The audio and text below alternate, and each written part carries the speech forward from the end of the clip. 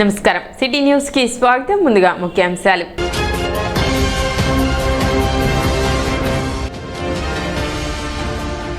పురపాలక సంఘ ఆధ్వర్యంలో ప్లాస్టిక్ వాడకంపై అవగాహన ర్యాలీ.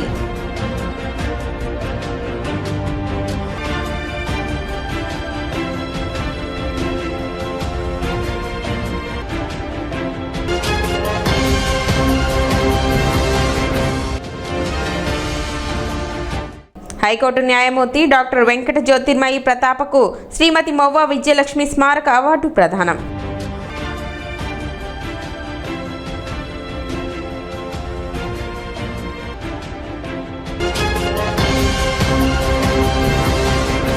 ప్రజలకు మెరుగైన పారిశుద్ధ్యం అందించేలా సంవత్సరకాల ప్రణాళిక రూపొందించడం జరుగుతుందని మినిస్టర్ మనోహర్ పేర్కొన్నారు. స్థానిక రామకృష్ణ కవి కళాక్షేత్రంలో మున్సిపల్ పారిశుద్ధ్య కార్మికులు అధికారులతో సమీక్ష సమావేశం నిర్వహించారు.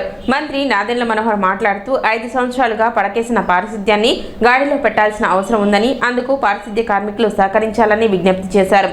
సంవత్సరంలో తెనాలి ప్రజలకు పారిశుద్ధ్యంలో స్పష్టమైన మార్పులు చూపించేలా కృషి చేస్తామని మంత్రి అన్నారు.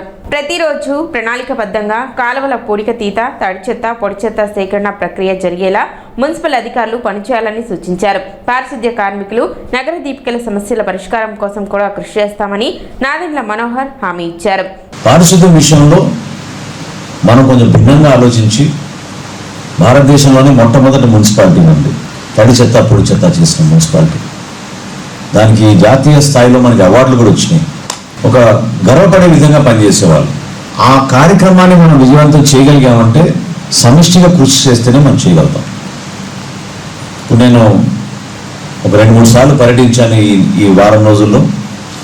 ఎక్కడ చూసినా ఏంటంటే ఆయన ఎంహెచ్ఓ గారు చెప్తున్నారు, ఇంతకుముందు ఉన్న అసిస్టెంట్ కమిషనర్ ఆయన కూడా చెప్తున్నారు అంతా బాగానే ఉందని. అంతా బాగాలేదు.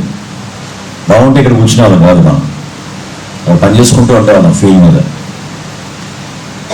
మనకి కావాల్సినంత పరికరాలు ఉన్నాయి, ట్రాక్టర్లు కొన్నాం.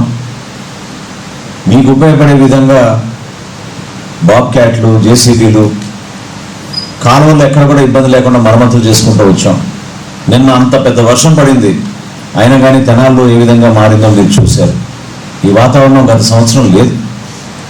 5 సంవత్సరాలు గాలికి వదిలేశారు. ఎక్కడ కూడా పనులు సరైన రీతిలో చేయించాల్సిన బాధ్యత కలిగిన వ్యక్తులు చేయించలేదు.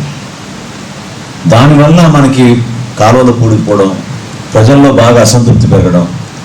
అన్నిటికన్నా ఇబ్బందికరమైన సమస్య ఏంటంటే మనకి ఎక్కడైతే మురుగునీరు నిలిచిపోతుందో ఆరోగ్య సమస్యలు పెరుగుతాయి, ఖచ్చితంగా పెరుగుతాయి. కానీ ఇప్పటి నుంచి మనం జాగ్రత్తగా పారిశుద్ధ్యం గురించి మనం ముందుకెళ్తా ఉంటే, ప్రజల్లో మనం ఒక అవగాహన కలిగించగలిగితే, అది మీరందరూ కూడా ప్రతిరోజు మీరు చేసే కార్యక్రమంలో స్ఫూర్తిదాయకంగా తెనాలి మున్సిపాలిటీ విధంగా ఒక మార్పు తీసుకురాగలిగాం. ఖచ్చితంగా ప్రజల్ని మనం సేవ చేసే ఆలోచనలో వెనకడుగు వేయడం లేదని మనం చూస్తున్నాం. సరైన సమయానికి రాకపోవడం, డిసిప్లిన్ లేదు, అటెండెన్స్ లేదు, ఈ లెక్కలు కూడా కరెక్ట్ కాదని చాలామంది నాకు చెప్తున్నారు. నేను ఇంకా ఆ లోతుకి వెళ్ళలేదు. ఎందుకంటే మస్టర్ మనం కూర్చుంటే నాకు స్పష్టమైన ఇంకా ఇన్ఫర్మేషన్ రాలేదు. చేస్తాను రాబోయే రోజుల్లో కూడా. 307 మంది ఉన్నారన్నారు, డివిజన్ల వారీగా పంచుకున్నాం. కానీ మనుషులు సరిపోవడం లేదు మాకు అనే విషయం మీరందరూ కూడా తెలుపుతా ఉన్నారు. శానిటేషన్ సెక్రటరీస్కి నేను చెప్తున్నాను, ఎవరైతే వార్డులో ఉన్నారో మీరందరూ కూడా ఒక బాధ్యతతోటి మీరు ఒక అటెండెన్స్ కోసం, లేకపోతే ప్రజల నుంచి మనకి పీజీఆర్ఎస్లో వచ్చే కంప్లైంట్ల గురించో దానికి పరిమితం అయితే మాత్రం ఆ ఉద్యోగం అవసరం లేదు. మీరు ఖచ్చితంగా ప్రతిరోజు ఒక ప్రణాళికబద్ధంగా మీకు సంబంధించిన వార్డుల్లో ఎంతవరకు జరిగింది, ఎక్కడ లోపం ఉంది, ఏమైనా రేపటి రోజున మనం ఇక్కడున్న వర్కర్స్ అందరినీ తీసుకెళ్ళి అక్కడి నుంచి ప్రారంభిద్దాం. చెత్త కలెక్షన్లో ఎక్కడ పొరపాటు ఉందా అనే విషయాలపైన మీరు దృష్టి సారించాలి. డ్రైన్స్ మీరు మాకు వదిలేండి. ఈ సంవత్సరంలో ఎట్టి పరిస్థితుల్లో కూడా తెనాలి నియోజకవర్గం, మా తెనాలి మున్సిపాలిటీలో డ్రైన్స్ గురించి ఇబ్బంది కలగకుండా వీలైనంత వరకు డబ్బంతా దాని మీద వెచ్చించి ఫోకస్ చేసి ఒకేసారి మనకి ఆ మార్పు అనేది మనకు కనపడే విధంగా చేస్తాం. కలెక్షన్ అప్పుడే మనం జాగ్రత్తగా ఉంటే అసలు 100% మనం చెత్త సమస్య గురించి ప్రజారోగ్యం గురించి ఎక్కడ సమస్య రాదు. మీ పరిధిలో ఉన్న ప్రాంతాలన్నీ కూడా చాలా క్లీన్గా ఉంటాయి. ఆటోమేటిక్గా నీళ్ళు వెళ్ళిపోతూ ఉంటాయి, మనకి కంప్లైంట్స్ రావు. ఎక్కడ కూడా మనకి మున్సిపాలిటీ నుంచి మా దగ్గర రావడం లేదు, వాళ్ళకి వీలున్నప్పుడే వచ్చేళ్తారు అనే మాట వినిపించకుండా మీరందరూ కూడా సహకరించాలి. మనం చెత్త సేకరించేటప్పుడు పెద్ద పెద్ద బిన్స్ మనం ఏర్పాటు చేయాలి, గార్బేజ్ కలెక్షన్ బిన్స్. నేను చెప్పింది ఒక సైజ్ అయితే వీళ్ళు వేరే సైజ్ ఇచ్చారు. ఆ మార్పు తీసుకొద్దాం, అది కూడా త్వరలోనే టెండర్ పిలిపించి తప్పకుండా తెనాల్లో కొంచెం పెద్ద సైజు బిన్స్ ఏర్పాటు చేస్తే ఎస్పెషల్లీ కమర్షియల్ ఏరియాలోనూ వాటిపైన మనం దృష్టి సారించగలుగుతాం. కొబ్బరి బొండాల విషయంలో కౌన్సిల్ నుంచి ఒక నిర్ణయం తీసుకుని ఎవరైతే వ్యాపారం చేసుకుంటున్నారో వాళ్ళు ప్రతి నెల ఒక ట్యాక్స్ కట్టే విధంగా సాధ్యమా కాదని చూసి మీరు రెగ్యులేట్ చేయండి. ఎందుకంటే ఎక్కడ పడితే అక్కడ పాడేసి వెళ్ళిపోతుంటే అంతిమంగా కాలువలన్నీ బ్లాక్ అయిపోతున్నాయి, ప్రజలు కూడా ఇబ్బంది పడుతున్నారు. సో దాని గురించి చైర్పర్సన్ గారు కొంచెం చొరవ చూపించి మీరు కౌన్సిలర్స్ తోటి ఒకసారి మాట్లాడి ఏం చేద్దామనే దానిపైన మీరు డిస్కస్ చేయండి. మీరు జాగ్రత్తగా అక్కడ శానిటేషన్ విషయంలో పొరపాటు పడకుండా కొంచెం శ్రద్ధ ఎక్కువ చూపిస్తే ఆరోగ్య సమస్యలు రాకుండా ఉంటాయి. ఎందుకంటే చిన్న చిన్న పిల్లలకి చాలా త్వరగా జ్వరాలు రావడం, ఈ డయేరియా రావడం, ఇవన్నీ కూడా చాలా ప్రమాదకరమైన పరిస్థితులు. సో వీటిపైన మీరు ఒక యుద్ధ ప్రాతిపదన ఇక్కడ ఉన్న అధికారులందరికీ చెప్తున్నాను నేను. డెఫినెట్గా మన ప్రాంతంలో డయేరియా అనేది రాకుండా చూసుకోవాల్సిన బాధ్యత మీ పైన ఉంది.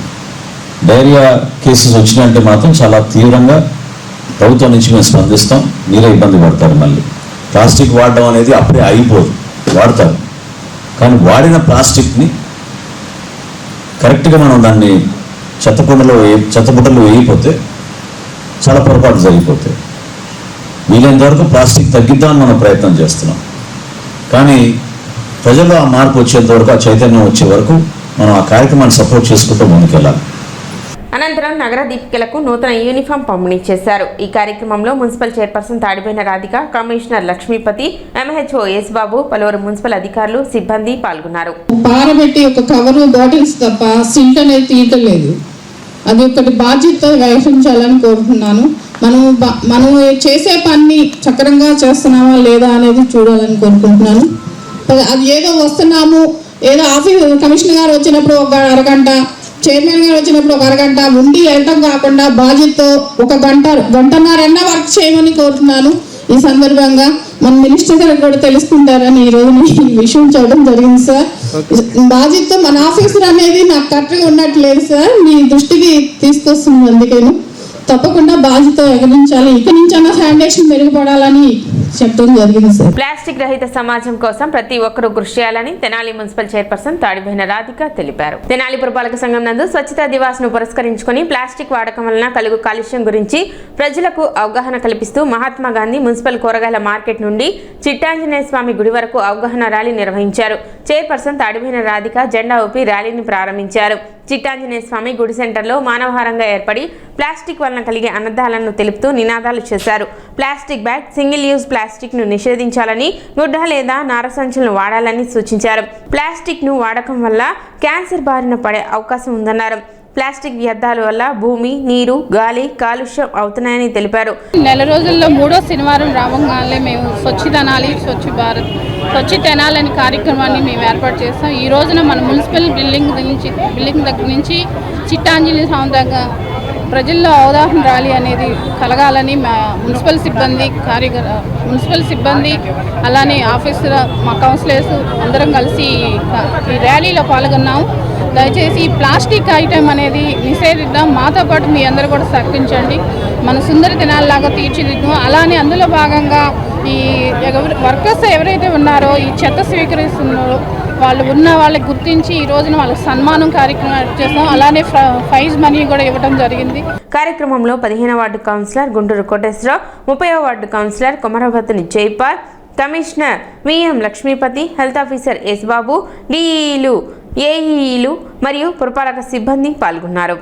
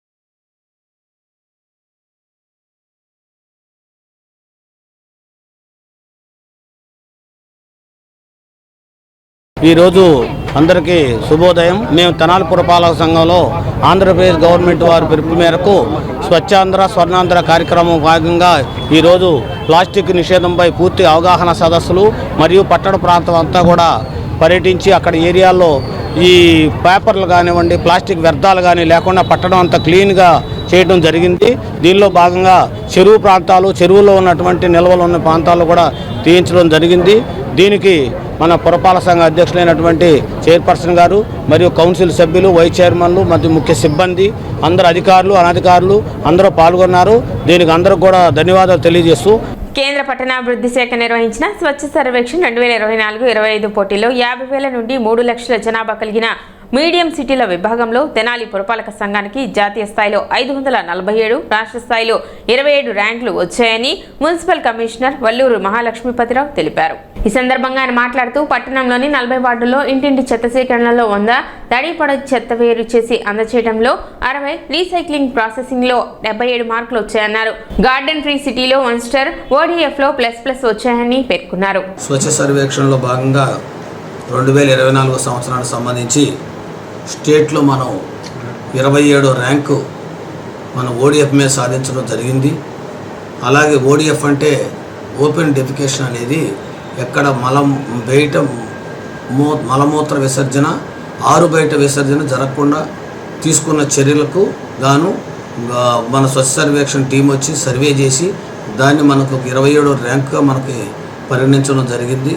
అలాగే నేషనల్ వైడ్గా మనం 547 ర్యాంక్ సంపాదించాము. అలాగే ODF వచ్చేటప్పుడు డబుల్ ప్లస్ సంపాదించాము. మనము అంటే ప్లస్ వస్తుంది మామూలుగా, లేకపోతే మా 0 వస్తుంది, కానీ మనం డబుల్ ప్లస్ వరకు ఎదగటానికి చేసాం. ODFలో కూడా సక్సెస్ఫుల్గా ఉన్నాము. అట్లా గార్బేజ్ ఫ్రీ సిటీ కూడా ఫస్ట్ స్టార్ రేటింగ్లో ఉన్నాము. ఇది ప్రజలందరూ గమనించండి. ఇదంతా ఇలా చేయడానికి ఇంకా సంపూర్ణమైనటువంటి ర్యాంకులు మనం సంపాదించడానికి ప్రజల తోడ్పాటు ఎంతైనా పట్టణంలో అవసరం. అట్లాగే ప్రజల తోడ్పాటు, అట్లాగే వివిధ రకాలైన సంఘాల వివిధ రాజకీయ నాయకులు వాళ్ళందరూ కూడా మాకు ఈ పట్టణం అభివృద్ధిని కానీ ఇలాంటి గ్రీన్ సిటీగా చేయటానికి కానీ మీరందరూ కూడా సహకరించాలని చెప్పని మనస్ఫూర్తిగా పురపాలక సంఘం కోరుతూ, తెనాలి మున్సిపల్ పారిశుద్ధ్య కార్మికుల ఆరోగ్య రక్షణకు 5 లక్షల బీమా సౌకర్యాన్ని కల్పిస్తున్నట్లు పౌర సరఫరాల శాఖ మాతిలు నాదెండ్ల మనోహర్ తెలిపారు. పారిశుద్ధ్య కార్మికుల సంరక్షణకు ఆరోగ్య భద్రత కల్పించాలనే లక్ష్యంతో సొంత నిధులతో తెనాలి పట్టణంలో 387 మంది పర్మనెంట్ పారిశుద్ధ్య కార్మికులకు 5 లక్షల విలువైన ఆరోగ్య బీమా సౌకర్యాన్ని ఏర్పాటు చేస్తానని మంత్రి మనోహర్ హామీ ఇచ్చారు. అదేవిధంగా వారు ఎదుర్కొంటున్న ఇతర సమస్యల పరిష్కారం కోసం కృషి చేస్తానని అన్నారు. ఈరోజు మీకు తల్లికి వందనం కానివ్వండి, ప్రభుత్వం నుంచి అందించే వివిధ సంక్షేమ కార్యక్రమాలు కానివ్వండి, వాటిని మిమ్మల్ని లబ్ధిదారులుగా చదువు చేసలేకపోతున్నామంటే ప్రభుత్వ ఉద్యోగాలుగా చూపిస్తున్నారు. కాబట్టి ఇదో పెద్ద సమస్య. నేను అనేక సందర్భాల్లో గౌరవ ముఖ్యమంత్రి గారి దృష్టికి తీసుకొచ్చాను. రాబోయే రోజుల్లో కూడా తప్పకుండా దీని గురించి మాట్లాడతాను. మిమ్మల్ని నేను కోరేది ఏంటంటే మీ గురించి కొంచెం పవన్ కళ్యాణ్ గారు కానీ నేను కానీ అనేక సందర్భాల్లో మేము మాట్లాడినప్పుడు పారిశుద్ధ్య కార్మికులతో మేము అర్థం చేసుకుంది, మీరు కష్టపడి సమాజం కోసం అందిస్తున్న ఈ సేవని సరైన రీతిలో గుర్తింపు రావాలి, అది మా బాధ్యత. కాబట్టి నేను ఈ మీటింగ్ రాకుండా ముందు కనుక్కున్నాను, అసలు మీకు ఆరోగ్య బీమా ఉందా అంటే లేదన్నారు.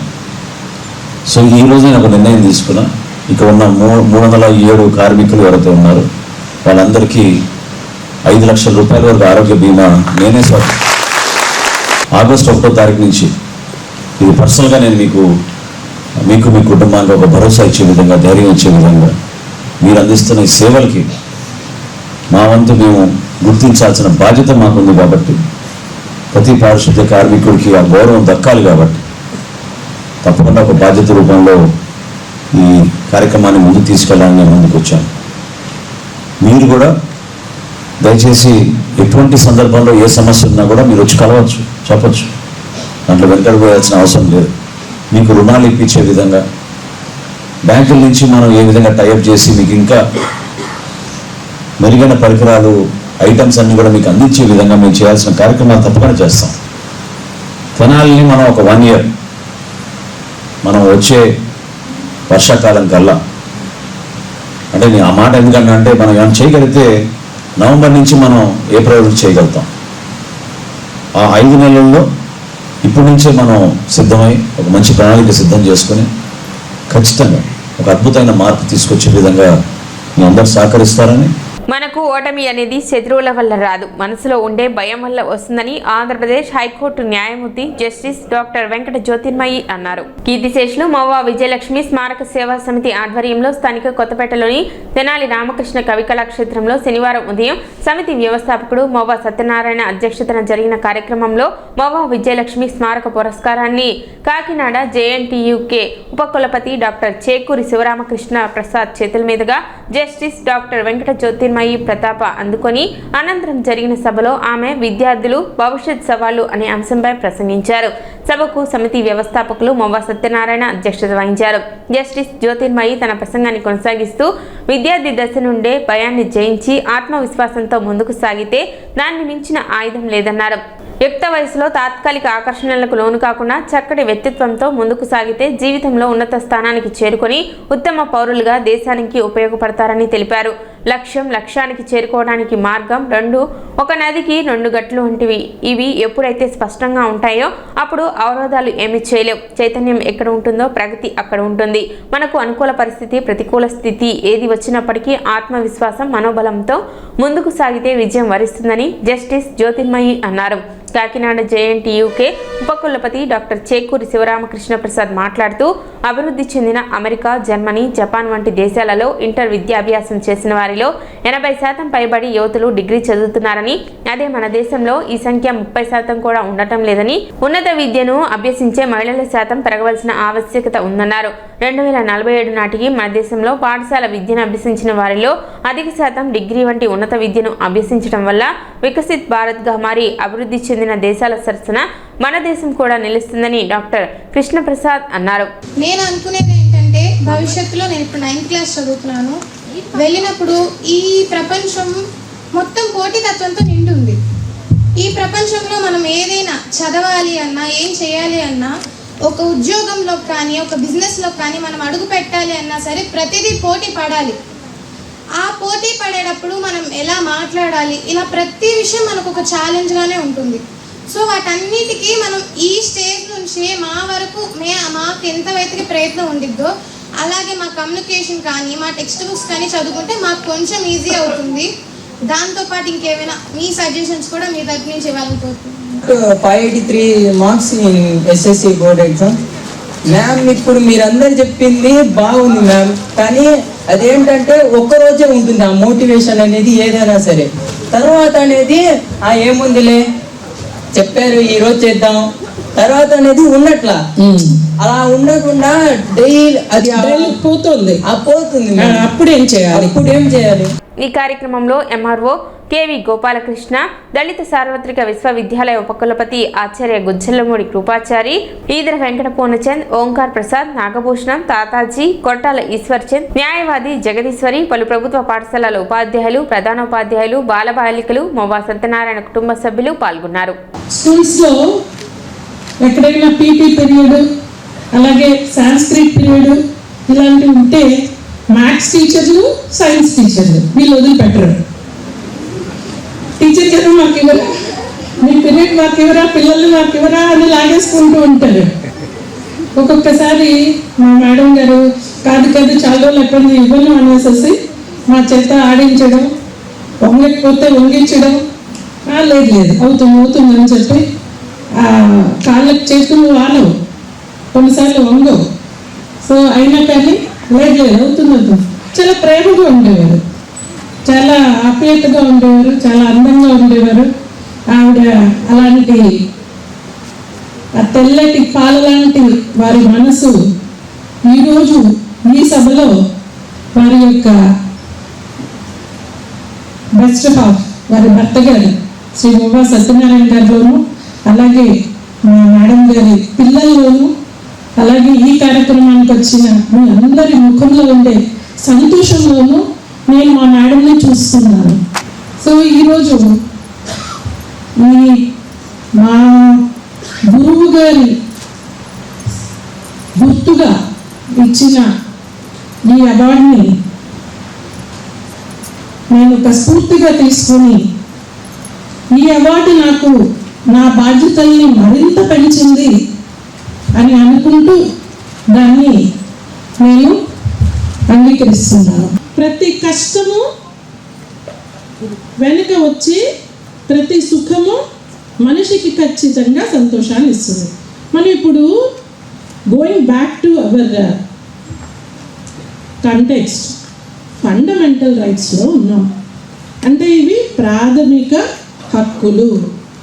ఈ ప్రాథమిక హక్కులు అందరికీ ఇప్పుడు మీరు దాదాపు 8th, 9th, 10th ఆ పిల్లలు కాబట్టి మీ అందరూ ప్రాథమిక హక్కుల్ని ఒక సోషల్ స్టడీస్ సబ్జెక్ట్లో పరీక్ష కోసం ఖచ్చితంగా వరుసలో రాయడం కోసం ప్రయత్నించి రాసి ఉండొచ్చు. కానీ నా యొక్క వినతి ఏంటి అంటే ఆ ప్రాథమిక హక్కుల్ని జాగ్రత్తగా అర్థం చేసుకుంటూ ఒక్కొక్క ఆర్టికల్ని ఆర్టికల్ 12 నుంచి 35 వరకు ఉంటాయి. వాటిని రాజ్యాంగంలో ఏమున్నాయి?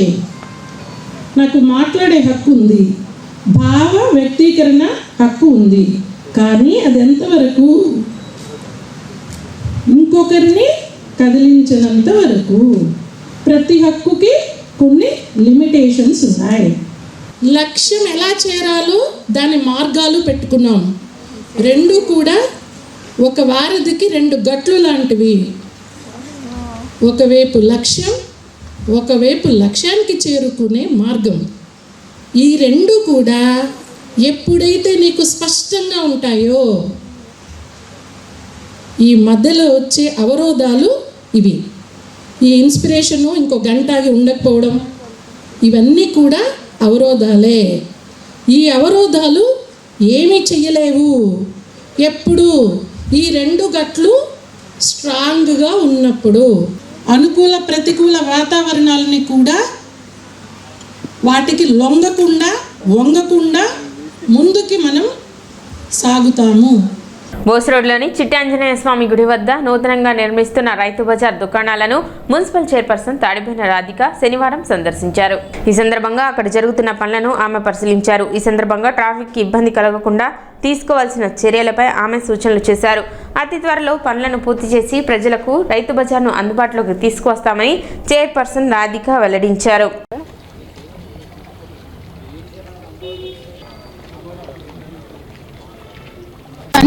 గుడి దగ్గర రైతు బజార్ని విజిట్కి రావటం జరిగింది. ఇక్కడ వచ్చేసి ఈ మాన్యువల్ అనేది 2 ఏర్పాటు చేయాల్సినవి ఉన్నాయి.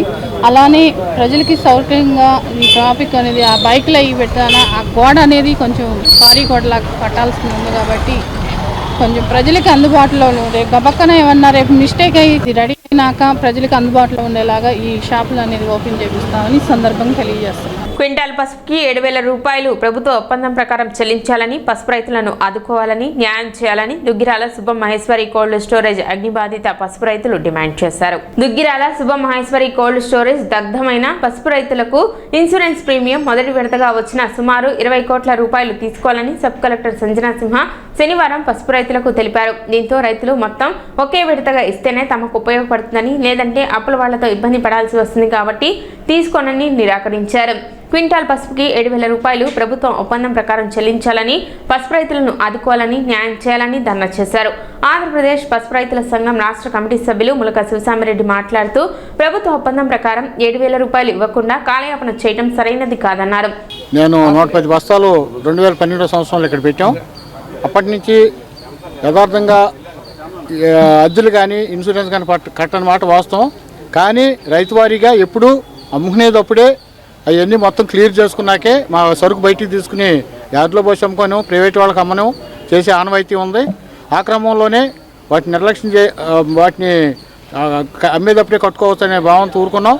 అది కూడా ఉచితంగా ఏం కాదు, అమ్మే రోజున అన్నీ అతనికి ఇవ్వాల్సిన బాకీలు వడ్డీతో సహా బస్తాకు ₹2 చొప్పున ఇన్సూరెన్స్ కడుతూ దానికి ఇంట్రెస్ట్ కూడా కట్టి వసూలు చేసేవాడు మా దగ్గర.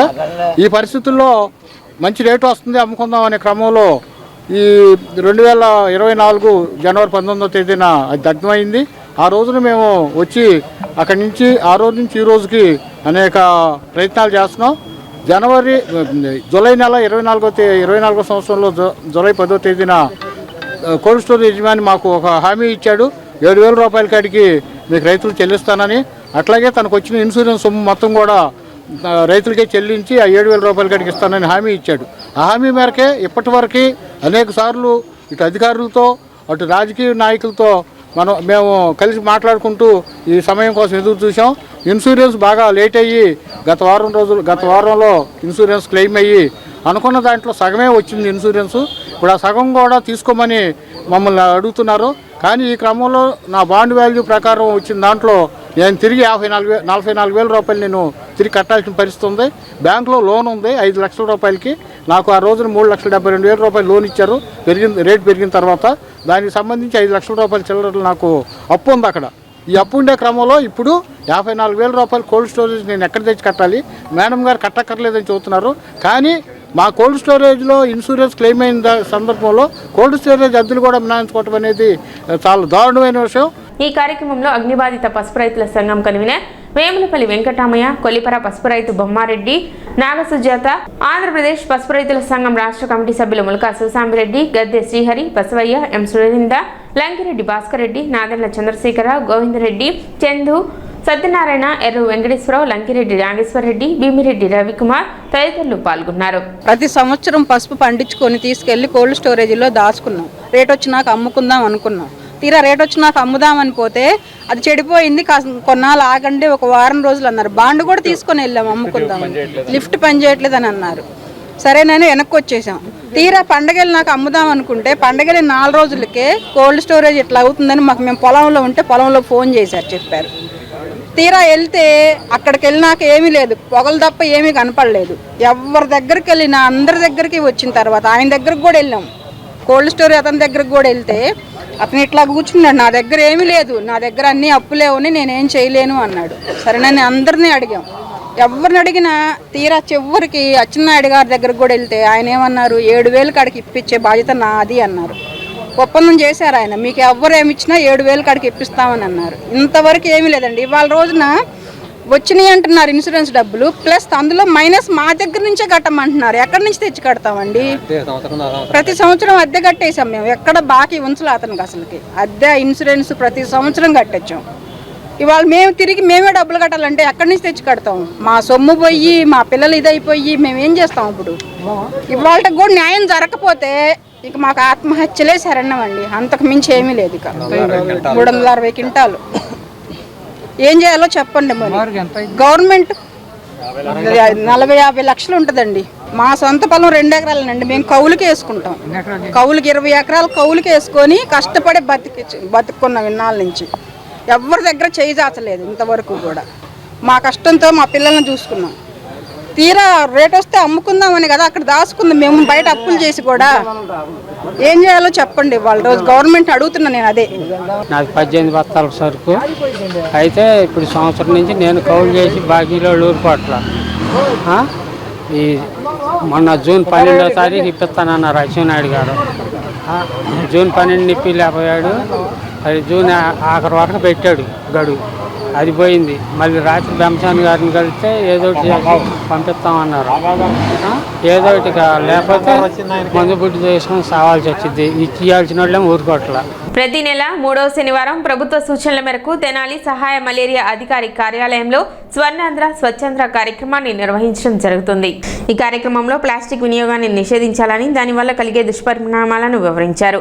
స్థానిక టిడ్కో కాలనీ నందు ప్రజలకు ప్లాస్టిక్ వినియోగంపై కలిగే అనారోగ్య సమస్యల గురించి వివరించారు. వివరించారు. ఈ కార్యక్రమంలో గ్రామీణ సబ్ యూనిట్ అధికారి వంగల పున్నారెడ్డి మాట్లాడుతూ ప్లాస్టిక్ తయారీలో ఎథిలిన్, పాలిథిన్ అనే రసాయనాలను వాడతారని, ఇవి క్యాన్సర్కి కారణమవుతాయని కనుక ప్రజలు ప్లాస్టిక్ వాడకాన్ని నిషేధించాలని కోరారు. అనంతరం తెనాలి పట్టణ సబ్ యూనిట్ అధికారి శ్రీకంఠ ఉమాకాంత్ మాట్లాడుతూ ప్లాస్టిక్ సంచులు మరియు ప్లాస్టిక్ డబ్బాల తయారీలో ఎథిలిన్, పాలిఎథిలిన్, కాడ్మియం, సీసం వంటి రసాయనాలను వాడటం వలన క్యాన్సర్, వాంతులు, గుండె పెరగటం, మెదడు కణాలు క్షీణించడం వంటి అనారోగ్య సమస్యలకు దారితీస్తుందని, ఇది వయసుతో పని లేకుండా ఎవరైనా ఈ ప్రమాదానికి గురికావచ్చని తెలిపారు. ప్లాస్టిక్ వాడకాలలో సింగిల్ యూజ్ ప్లాస్టిక్ వాడకం అత్యంత ప్రమాదకరమైనదని, దీనిని 60కి పైగా దేశాలు నిషేధించాయని తెలిపారు. అందే బాలచంద్రమౌళి స్వర్ణాంధ్ర స్వచ్ఛాంధ్ర కార్యక్రమంలో భాగంగా ప్లాస్టిక్ వినియోగంపై నిషేధం కొరకు ప్రతిజ్ఞ కార్యక్రమాన్ని మలేరియా, ఫైలేరియా విభాగాల సిబ్బందితో చేయించారు.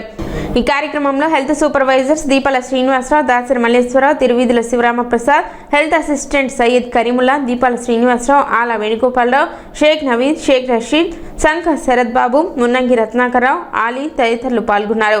బురిపాలెం రోడ్లోని వెస్ట్బెరీ పాఠశాల విద్యార్థులు క్విక్ జిమ్ ని శనివారం సందర్శించారు. ఈ సందర్భంగా స్పోర్ట్స్ అండ్ ఫిట్నెస్ గురించి విద్యార్థులు తెలుసుకున్నారు. విద్యార్థులకు జిమ్, ఫిట్నెస్ మరియు శారీరక దృఢత్వం గురించి ఘట్టమనేని సాయిరేవతి వివరంగా తెలిపారు. ఫిట్నెస్ పట్ల అవగాహన కల్పిస్తూ ఆరోగ్యకరమైన జీవనశైలి పాటించాలన్న సందేశాన్ని అందించారు. ఈరోజు వెస్ట్బెరీ స్కూల్ వాళ్ళు ఫస్ట్ గ్రేడ్ స్టూడెంట్స్ని మన క్విక్ ఫిట్నెస్ ఎరీనాకి, మన క్విక్ జిమ్కి తీసుకురావడం జరిగిందండి. వీళ్ళు యాక్చువల్లీ ఏంటంటే, నేను ఫస్ట్ గ్రేడ్ అనేసరికి నేను చాలా షాక్ అయ్యాను. ఎందుకంటే మనం అబ్రాడ్ కంట్రీస్లో లైక్ చైనా లాంటి కంట్రీస్లో మనం చూసినట్టయితే 3 years బేబీని వాళ్ళు స్పోర్ట్స్ స్కూల్లో వదిలేస్తారు. ఎందుకంటే అక్కడ చాలా మీరు అబ్జర్వ్ చేస్తే చాలా ఒలింపియన్స్ మెడల్ తీసుకున్న వాళ్ళంతా చైనాలోనే ఉంటారు.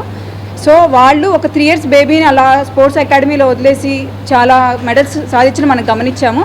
సో ఇట్లా స్పోర్ట్స్కి కూడా వెస్ట్బెరీ స్కూల్ వాళ్ళు స్పోర్ట్స్కి కూడా చాలా ఇంపార్టెన్స్ ఇచ్చి ఫస్ట్ గ్రేడ్ స్టూడెంట్స్ అనే కాకుండా వీళ్ళకి అంటే ఒకప్పటికి ఈ ఏజ్ నుంచే ఒక ఫిట్నెస్ అవేర్నెస్ అనేది తీసుకురావడం అనేది ఒక మంచి ఆలోచన. సో చాలా చాలా మంచి ఆలోచన వెస్ట్బెరీ స్కూల్ వాళ్ళు చేయడం జరిగింది.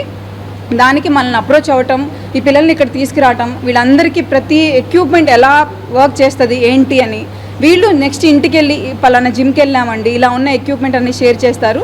కార్యక్రమంలో ఫస్ట్ గ్రేడ్ టీచర్ సుధారాణి మరియు అపన్న, పీఈటీ కృష్ణ విద్యార్థులు పాల్గొన్నారు.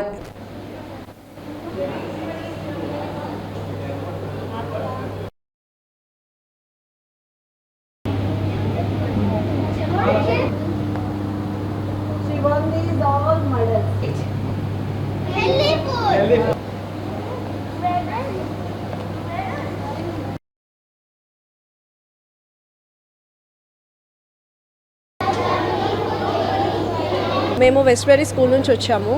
సో పిల్లలు గ్రేడ్ 1 చదువుతున్నారు. సో ఫిట్నెస్ దాని ఇంపార్టెన్స్ దాని గురించి తెలియజేయడానికి పిల్లల కోసము సో ఈ జిమ్కి తీసుకొచ్చి క్విక్ ఫిట్నెస్ అరేనా ఈ జిమ్కి తీసుకుని వచ్చి సో ఎక్విప్మెంట్ అంతా వీళ్ళకి ఫెమిలియర్ చేసి సో ఎక్సర్సైజ్ అనేది డైలీ లైఫ్ స్టైల్లో ఎంత ఇంపార్టెంట్ అనేది పిల్లలకి తెలియజేయడానికి ఈ జిమ్కి తీసుకురావడం జరిగింది. టీడీపీ సీనియర్ నాయకులు మరియు కృష్ణా పశ్చిమ belt DC chairman Pemmasani Srinivasa Rao జన్మదిన వేడుకలు ఘనంగా నిర్వహించారు. ఈ సందర్భంగా ఆయన కార్యాలయంలో పెమ్మసాని శ్రీనివాసరావు శిష్య బృందం, మస్తాన్ మిత్ర బృందం ఆధ్వర్యంలో కేక్ కట్ చేసి జన్మదిన శుభాకాంక్షలు తెలిపారు. రాజకీయంగా, సామాజికంగా మంచి భవిష్యత్తు పెమ్మసాని శ్రీనివాసరావుకు ఉండాలని ఈ సందర్భంగా పలువురు ఆకాంక్షించారు.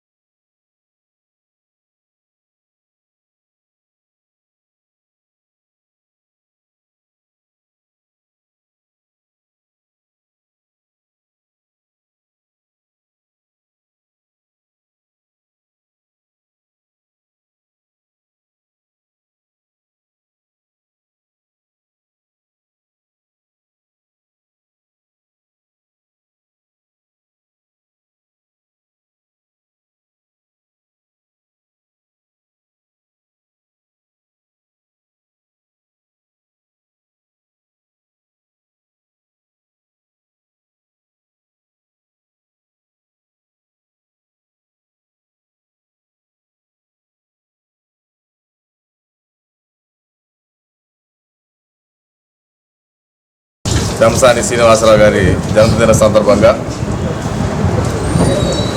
వారి శిష్య బృందం ఆనియన్ మస్తాన్ గారు వారి మిత్ర బృందం ఆధ్వర్యంలో పుట్టినరోజు వేడుకలు ఘనంగా ఏర్పాటు చేయడం జరిగింది. తెలుగుదేశం పార్టీ తరఫున వారి మిత్ర బృందం తరఫున అందరి తరఫున కూడా రంసా శ్రీనివాసరావు గారికి జన్మదిన శుభాకాంక్షలు తెలియజేస్తున్నాను. నిండు నూరేళ్ళు ఆయురారోగ్యంతో పాటు అష్టైశ్వర్యాలు ఉండాలి, రాజకీయంగా సామాజికంగా మంచి భవిష్యత్తు ఉండాలి.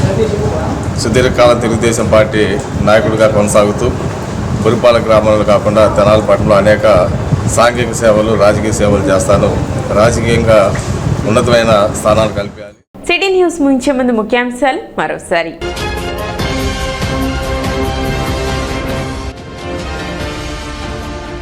పురపాలక సంఘ ఆధ్వర్యంలో ప్లాస్టిక్ వాడకంపై అవగాహన ర్యాలీ.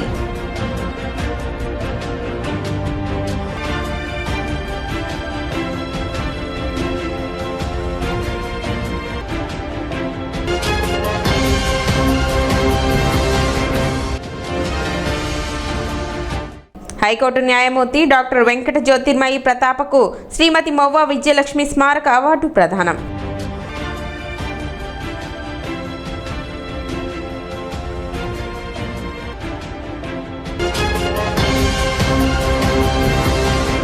సిటీ న్యూస్ ఇంతటితో సమాప్తం. నమస్కారం.